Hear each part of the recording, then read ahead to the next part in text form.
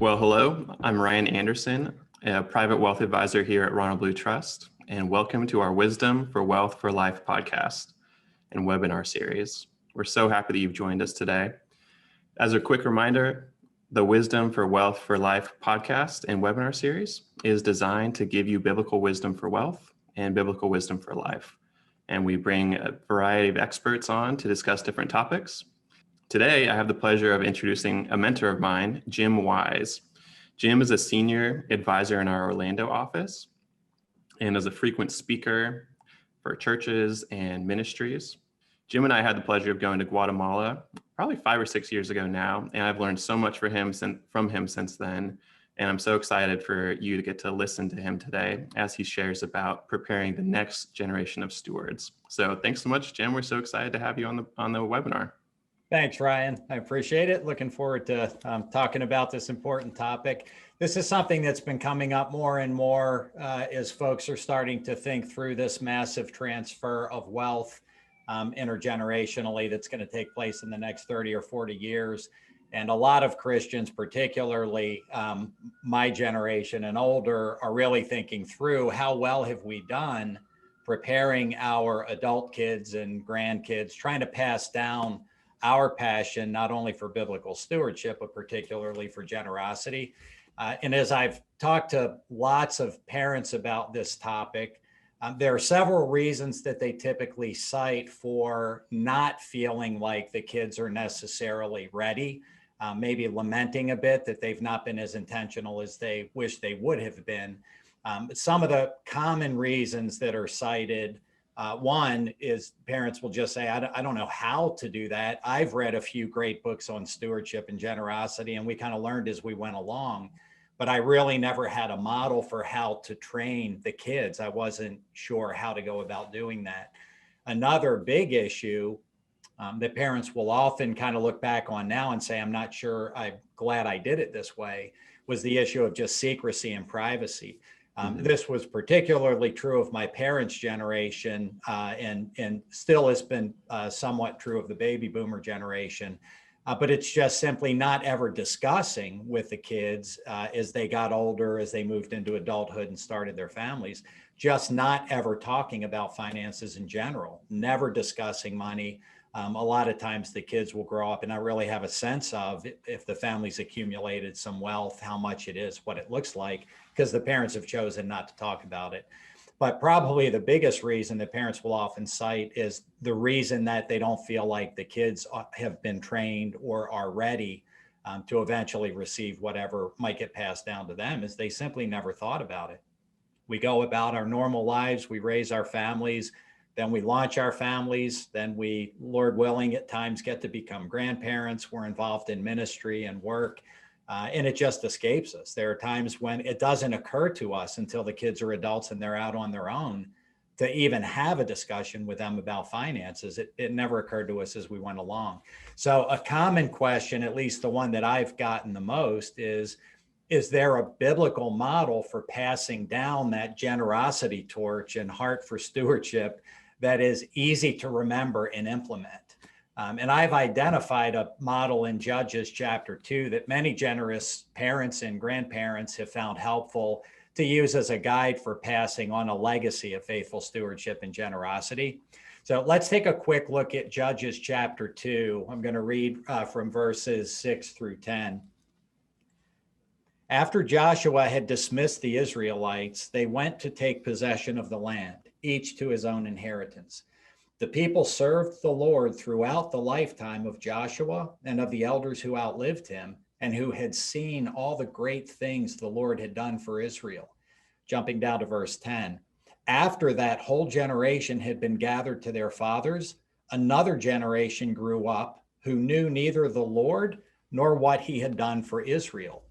Now, I would imagine some of our listeners might be wondering why I chose a passage that seems to be highlighting what we don't want to have happen with the next generation. I know for me, that was my initial response to the passage until I studied it from another, I think, more positive perspective. So rather than focusing on what went wrong, I decided to focus on what I think the writer of Judges was more likely trying to convey. What could Joshua's contemporaries have done that would likely have led to an entirely different and considerably more desirable outcome. We won't take time to discuss this passage in too much detail because I want to make sure we have plenty of time left to share our experiences at Ron Blue in terms of what has and hasn't worked for parents. But let me point out the three proactive steps indicated in this passage that A, Joshua's generation neglected to take, and B, our generation ought to take in order to effectively pass down our faith and our generosity legacy to our kids and grandkids. Three indispensable keys to passing on our charitable legacy are intentional instruction, intentional testimony, and intentional experience. Intentional instruction, intentional testimony, and intentional experience. Two helpful clues are given in verse 10 that explain the faith chasm that existed between these two generations. After that whole generation had been gathered to their fathers, another generation grew up who knew neither the Lord nor what he had done for Israel.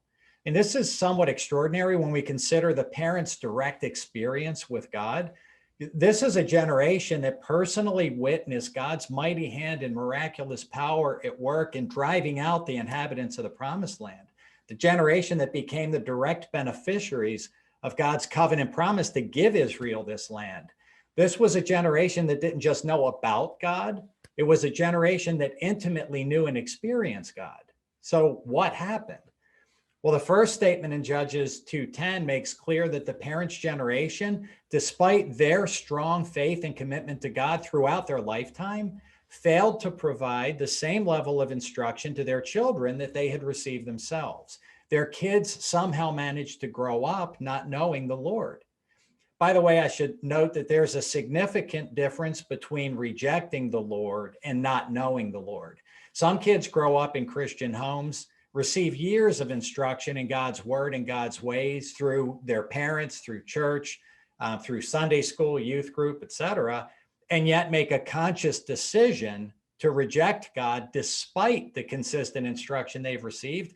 But that is not at all what we're talking about here. It's an entirely different situation for kids to grow up in a home where the faith of the parents, strong and committed though it may be, is rarely, if ever, discussed with the kids. And this seems to be what the writer of Judges is not only drawing our attention to, but also cautioning us against. The second important action neglected by the parents involves their personal testimony.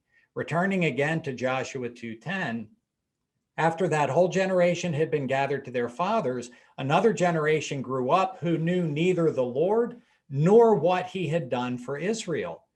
Not only did the next generation not know the Lord in a personal way as their parents had, but they'd apparently never even been told about the things God had done for Israel. This to me is utterly perplexing. I mean, think about some of the remarkable experiences these parents had as they came into their inheritance in the promised land. Do you remember how the Jordan River, during flood stage no less, was miraculously parted by God so the Israelites could enter the land? Or how God provided their first victory at Jericho by having the Israelites march around the city for a week, then yell and scream and watch the walls come tumbling down?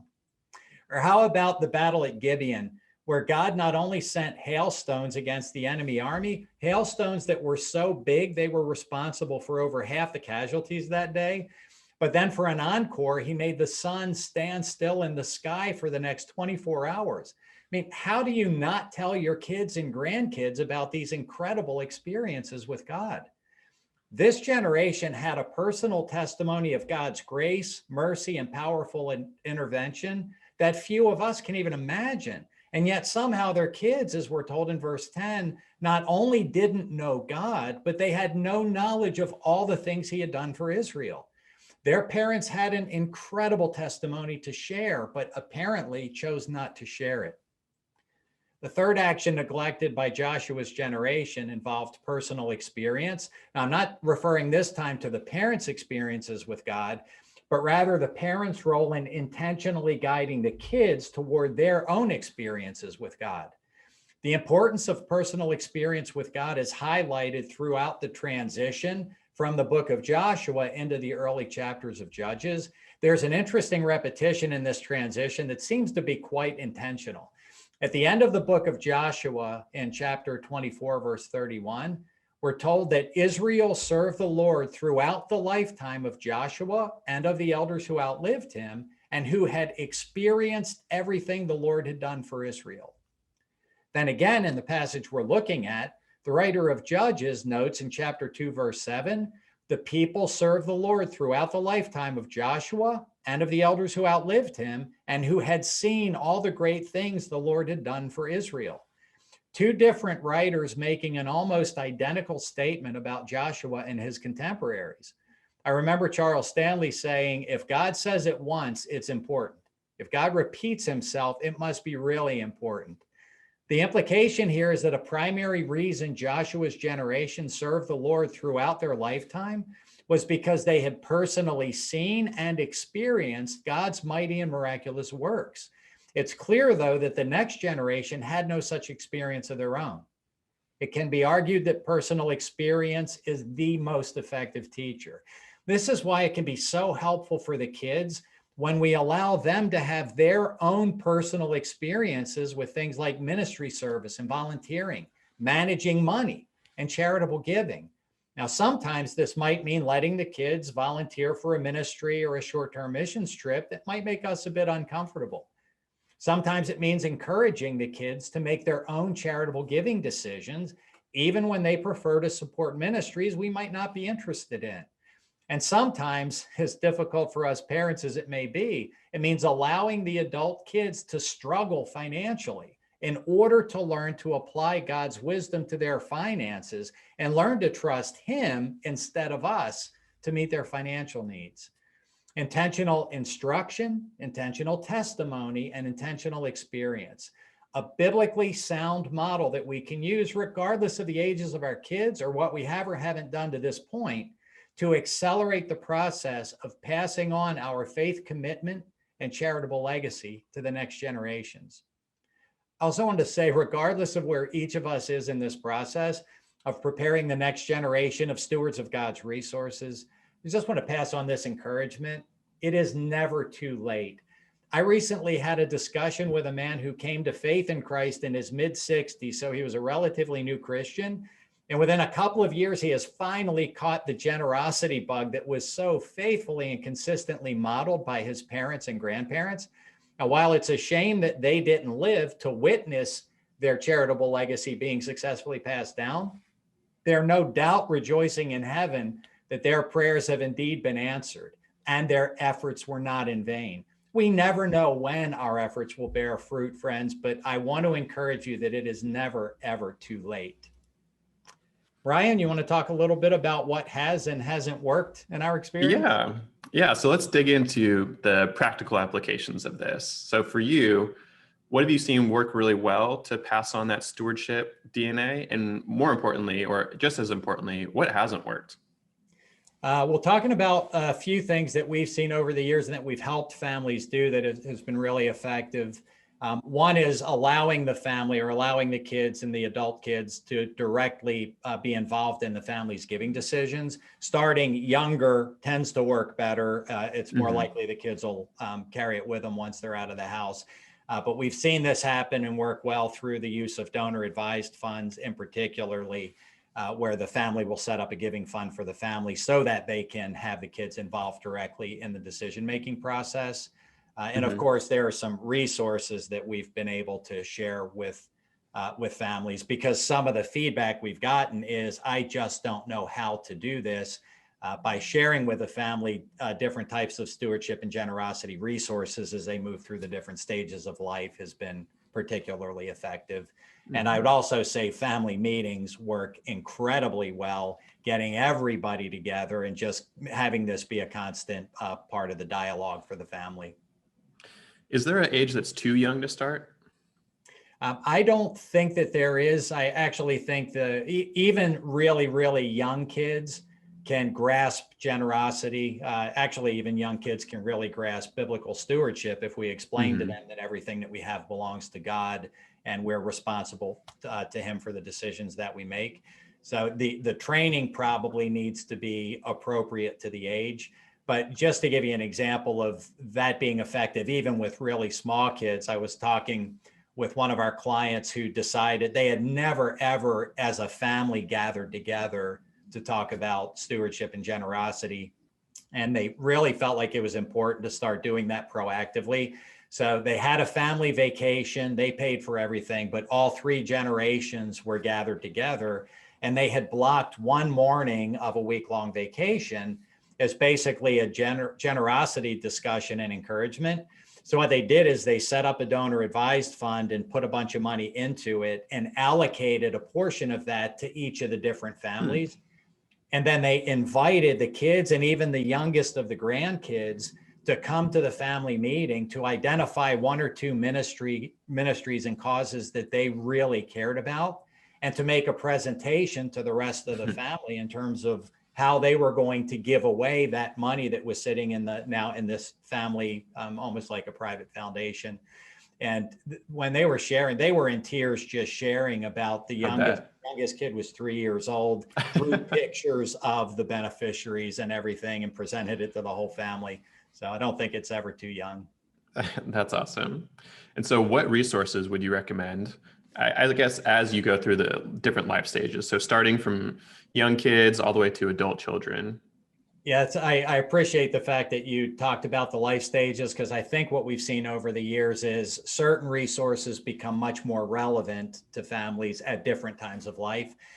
So one thing that I've often recommended to folks for what I just call basic training, which is kind of anywhere in life that you just want to start to learn basically about God's perspective on money and biblical stewardship, would be Your Money Made Simple, a book by one of our leaders, Russ Crossan. Once we've launched a family, a great resource for young families is Truth About Money Lies, again, by Russ Crossan. And then as we move toward that kind of pre-retirement stage, I've given clients a ton of copies of a book that we use internally called Your Life Well Spent, which particularly in that pre-retirement stage is really helpful for folks as they start to think about family legacy and passing that down on a multi-generational basis.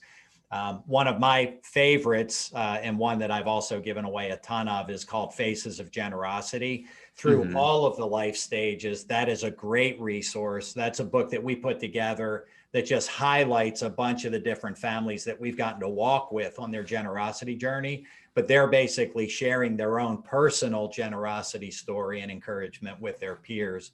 And probably once you get to that later stage in life where you're starting to think about inheritance, particularly, and passing down the financial legacy, Ron Blue's book, Splitting Heirs, is a fantastic resource. Yeah, that's awesome. Thanks, Jim. And what about the other side of the coin? So what has not worked well in your experience? I would say at the top of the list of what doesn't work well is when parents try to control the kids. We don't all grow spiritually at the same rate. And sometimes as parents, we can become impatient, maybe even frustrated. And so we try to control the kids, or in some cases, even manipulate the kids. But with regard to generosity, try to control the kids' giving decisions. Usually that ends up going in a bad direction. Yeah, that makes sense. And so can you give us an example of that, that you've seen of what manipulation could potentially look like? Yeah, so the control issue, I have a very recent example. I was talking with a second generation husband and wife of an incredibly generous family. They've always been generous. And the parents did a great job of training the kids from the time they were very young, allowing the kids to be very much aware of what was going on, what the parents were giving to, reporting back on what the family's giving impact was having. But what happened is it had been recommended to them as the young couples were launching their own families that it'd be a good idea for legacy purposes to get everybody together. Same thing, the parents had a family giving fund, and they started to invite more involvement by the kids in making recommendations for where they would give. which is a beautiful idea, great idea. Mm-hmm. What happened is, and what this couple was sharing with me, several of the couples were ready to stop going to the meetings because they felt like every time they went into the meeting, they did research, they identified ministries they fell in love with, they were supporting personally. They couldn't wait to introduce them to the family. Mm. But if those particular causes were things the parents didn't care about, the idea in the family meeting was shut down pretty quickly. So it became pretty clear to the next generation, we're having these meetings and our input is invited, but really mom and dad still want to control all the giving decisions. So from a control standpoint, it's just really important to remember that we as parents, we're trying to cultivate the generosity gene in the next generation. And there are several things that Lori and I personally are very committed to and care a lot about. Things like Bible translation and completing the work of the Great Commission. It's not that we don't care about other things, but we're really kind of wired in that direction. Our kids, several of my kids are very, very geared toward mercy type ministries in general. Mm-hmm. My job is to encourage them. Lori's job is to encourage them to identify Christ-centered ministries, causes that they're really passionate about. And if the family giving plan is to allow the kids to give input, we need to actually allow the kids to make some of these decisions as well. Yeah, that makes sense. So you and I are both financial advisors. We love deductible giving. What would you say about encouraging non-deductible giving as well? So especially with young kids, they just want to give money to people they meet. What do you think about that? Yeah, I agree with you, Ryan. I think it's a great idea. I think it's a great idea for all of us to do that. One benefit from the parents' perspective is it always keeps in check the reason that we're giving. Yeah. Because it's so easy to become wired for, as long as there's a deduction, this is a good gift. And if there's not a deduction, I don't think this is something we should do. And it's funny, especially with training our kids, because our kids have especially when they're young, no concept of the tax law, nor do they care. Sure. Yeah. But yeah, it's generosity begets generosity. And for most of us, it was once we started to be generous and saw how God used that generosity to impact lives for Christ, that our own heart for generosity and desire to give more away got stirred. So particularly with younger kids and teens, the causes that they're going to see, the needs might be in friends at school, families that they know, people that are in need that they care about. And we want to be able to help them to do that type of giving so that they catch the generosity bug and not be hindered by whether or not it's tax deductible. Yeah, good. And you mentioned secrecy earlier. So one of the reasons that families don't bring their children into this conversation is a desire for secrecy. What would you say to parents who are worried about that, about privacy and secrecy? For me, it's depended on the reason for the privacy, because reality is some kids are too young to be made aware of the parents' finances. But some adult kids are not mature enough yet to be able to handle that information either. Sure. But typically the parents know who those kids are. And I would say that's probably the minority. And in those cases, obviously it's okay. It's even prudent not to get into too much detail. But for the most part, it's either our own convenience, because if we're going to start sharing, we really have to take time and think through the best way to do it, or just it's a habit. We're private by nature, especially with regard to money. We're fine talking to our financial advisor about it, but we're not really talking to anybody else about it. So it's not really an intentional or reasoned decision. It's simply the path of least resistance.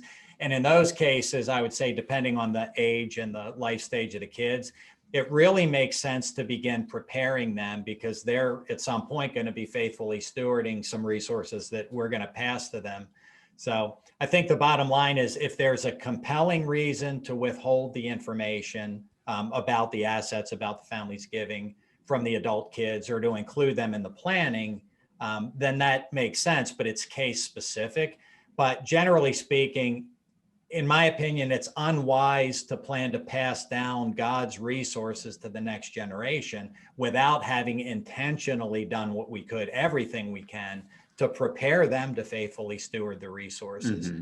especially with regard to passing down our heart for generosity. Active training is always going to be more successful than privacy. That makes sense.